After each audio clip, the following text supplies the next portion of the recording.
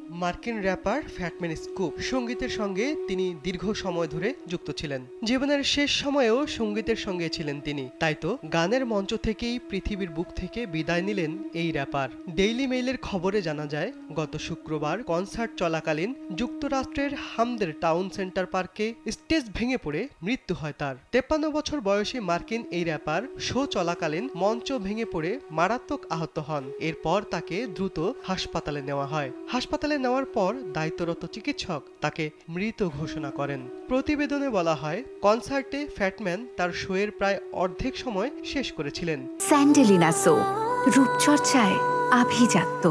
এরপরই হঠাৎ স্টেজ ভেঙে পড়ে। এরপর অ্যাম্বুলেন্সে করে হাসপাতালে নিয়ে যাওয়া হয় তাকে। সেখানেই তার মৃত্যু হয়। তার মৃত্যুতে শোকের ছায়া নেমে এসেছে মার্কিন সঙ্গীত জগতে।